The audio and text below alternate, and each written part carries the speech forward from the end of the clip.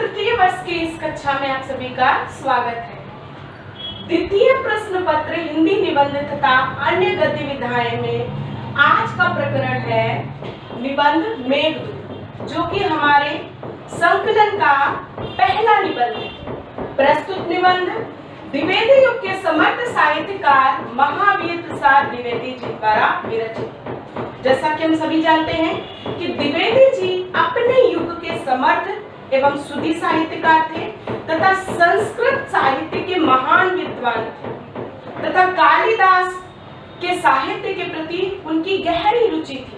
अतः उन्होंने कालिदास और उनके साहित्य पर कई समीक्षात्मक कृतियों का प्रणयन किया है। प्रस्तुत निबंध मेघदूत में वे कालिदास की कविता मेघदूत की व्यावहारिक समीक्षा करते दिखाई देते हैं। मेघदूत निबंध में वे संस्कृत के सुप्रसिद्ध कवि कालिदास की कृति मेघदूत की गुण और दोषों के आधार पर समीक्षात्मक विवेचना प्रस्तुत करते हैं। वे मेघदूत को कविता के क्षेत्र में एक अप्रतिम रचना स्वीकार करते हैं। पहली ही पंक्ति में निबंध की वे कहते हैं कि कविता कामनी के कमनीय नगर में मेघदूत एक ऐसी इमारत के समान है जिसमें ताजमहल से अधिक अमूल्य रत्न जड़े हुए, जिसमें पद्य रूपी अनेक अमूल्य रत्न जड़े हुए हैं और इन रत्नों पर काल का प्रभाव भी नहीं होता। तो उन्होंने मेघदूत को कविता के क्षेत्र में अद्वितीय भवन के रूप में स्वीकार किया है तथा मेघदूत के पद्यों की तुलना में वे ताजमहल को भी हेय सिद्ध करते हैं और मेघदूत के पद्यों रूपी अमूल्य रत्नों को वो ताजमहल से भी अधिक मूल्यवान स्वीकार करते हैं। मेघदूत की ख्याति को वो काल के प्रभाव से मुक्त तथा इसके पद्यों को अमूल्य रत्न के समान मानते हैं। उनका कहना है कि किसी बड़ी इमारत में लगे हुए रत्न तो काल के प्रभाव के साथ जीर्ण शीर्ण हो जाते हैं। बड़ी से बड़ी सुंदर से सुंदर इमारत काल के प्रभाव के कारण अपनी सुंदरता को खो देती है, खंडहर बन जाती है। परंतु मेघदूत रूपी कविता की इस इमारत के रत्नों पर काल का प्रभाव नहीं पड़ेगा, वो काल के प्रभाव से मुक्त है तथा इसकी ख्याति दिनों दिन उत्तरोत्तर अभिवृद्धि प्राप्त करती रहेगी। मेघदूत की कथा पर आते हैं तो उसकी कथा वस्तु धनाधिपति कुबेर अर्थात धन के स्वामी कुबेर की राजधानी अलकापुरी से प्रारंभ होती है। जैसा कि हम सभी जानते हैं कुबेर धन के राजा हैं तथा उनकी राजधानी अलकापुरी है।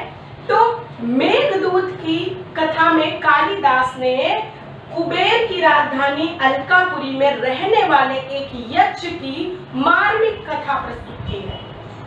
मेघदूत की कथा वस्तु कुबेर के कर्मचारी यक्ष को दंड मिलने के साथ विकसित होती है। जैसा कि हम सभी जानते हैं कि कुबेर धन के राजा हैं, तो स्वाभाविक है कि उनके राज्य में रहने वाले और उनके कर्मचारी भी भोग विलास में पले बड़े होंगे। उनको जीवन की सभी सुविधाओं के बीच में रहने का अभ्यास होगा। तो कुबेर के कर्मचारी यक्ष से कुछ अपराध हो जाता है और दंड स्वरूप कुबेर उसे अपनी राजधानी से 1 वर्ष का निष्कासन दंड स्वरूप देते हैं, अर्थात वो उसे 1 वर्ष के लिए अलकापुरी छोड़कर किसी अन्य स्थान पर जाकर रहने की आज्ञा सुनाते हैं।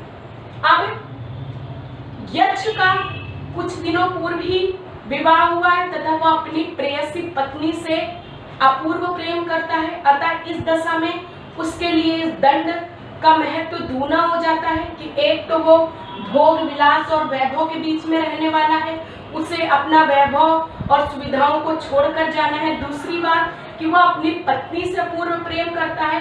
तो कुछ दिनों पूर्व हुए इस विवाह के कारण अपनी नई नवेली पत्नी को छोड़ करके जाना भी उसके लिए एक अत्यंत दुखद दंड बनकर के सामने आता है।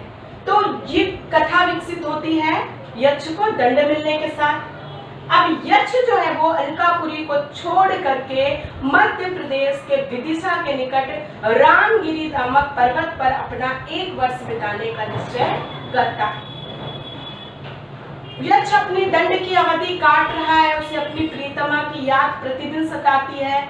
आषाढ़ का एक दिन आने पर जब आकाश में घने मेघ छाते हैं, तब उस वातावरण को देखकर उसके हृदय का वियोग दूना हो जाता है। कहते हैं ना कि संयोग काल की जो वस्तुएं हमें सुखद प्रतीत होती हैं, वही वस्तुएं वियोग में हमें दूना दुख प्रदान करती हैं। कहते नहीं, जोई जोई सुखद दुखद अब सोई सोई।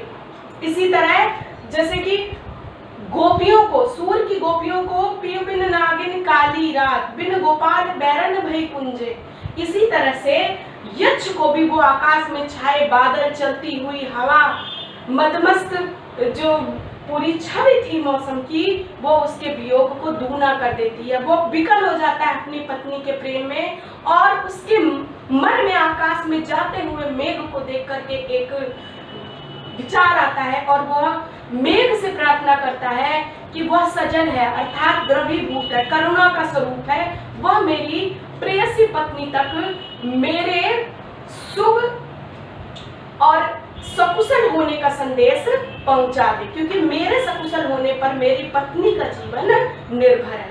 अतः वो मेघ की अभ्यर्थना पुष्पों के द्वारा, कुटज के पुष्पों द्वारा करता है, तथा अपना संदेश मेघ के द्वारा अपनी प्रेयसी पत्नी तक पहुंचाता है। तो हम देखते हैं कि यक्ष को यहाँ पर निर्व्याज प्रेमी तथा उच्च कोटि के चरित्र वाला बताया गया है।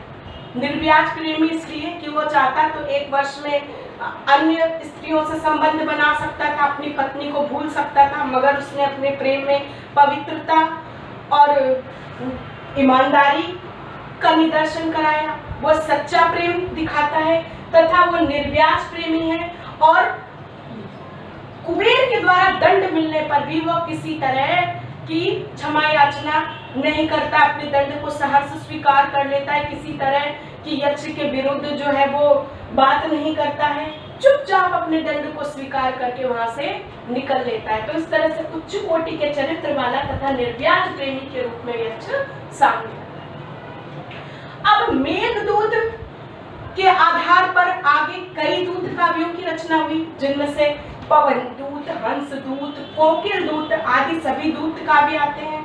तो मेघदूत इस परंपरा के प्रणयन के संबंध में भी विशिष्ट स्थान रखता है। कालिदास के मेघदूत की प्रेरणा से आगे इस परंपरा का पूरा सूत्रपात हुआ।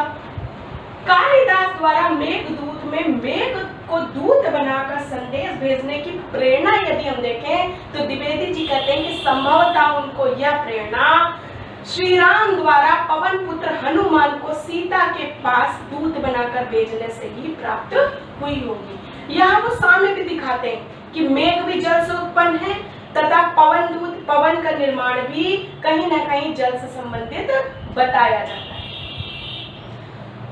इस तरह हम देखते हैं कि मेघदूत में वियोग व कार्णिक उक्तियों का प्रयोग किया गया है। पूरा मेघदूत हृदय को आर्द्र कर देने वाले कार्णिक उक्तियों से भरा हुआ है तथा यक्ष की वियोग व्यथा पाठक के हृदय को भी बरबस छू लेती है। तो इन उक्तियों को उभारने हेतु कालिदास ने इसमें मदाक्रांता छंद का प्रयोग किया है, जो कि विशेषतः कार्णिक उक्तियों और वियोग रस को उभारने के लिए प्रयोग होता है। तो इस तरह से हम देखते हैं कि कालिदास ने मेघदूत के रूप में संस्कृत कविता को एक अमूल्य धरोहर प्रदान की तथा कालिदास का मेघदूत युगों युगों तक अपने इस कारुणिक और मार्मिक कथा के कारण संस्कृत साहित्य में तथा संपूर्ण भारतीय साहित्य में एक विशेष स्थान आरक्षित करता रहेगा। तो इस तरह से हम देखते हैं कि द्विवेदी जी ने समस्त पाठक वर्ग के सामने मेघदूत का जो है सुंदर उदाहरण प्रस्तुत किया है। उन्होंने मेघदूत के गुणों की समीक्षा करते हुए मेघदूत को कविता के क्षेत्र का एक अमूल्य रत्न बताया है तथा यहाँ हम यक्ष के चरित्र को भी देखें तो वो अपने पत्नी के प्रति पूर्णतः जो है वो समर्पित है तथा अपनी पत्नी के प्रति जब वो यक्ष संदेशा भी भेजता है मेघ के द्वारा, तो वो यही संदेशा भेजता है कि मैं सकुशल हूँ।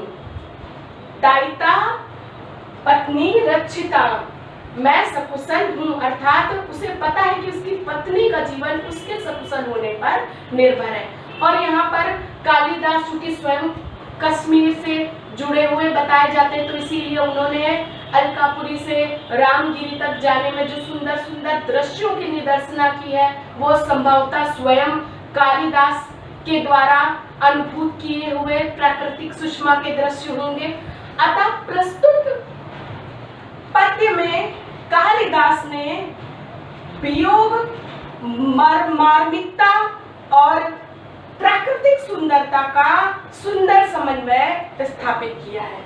और मेघदूत न केवल संस्कृत साहित्य बल्कि संपूर्ण भारतीय साहित्य में अपनी मौलिकता के लिए, अपने प्रदेय के लिए सदैव स्मरण किया जाता है।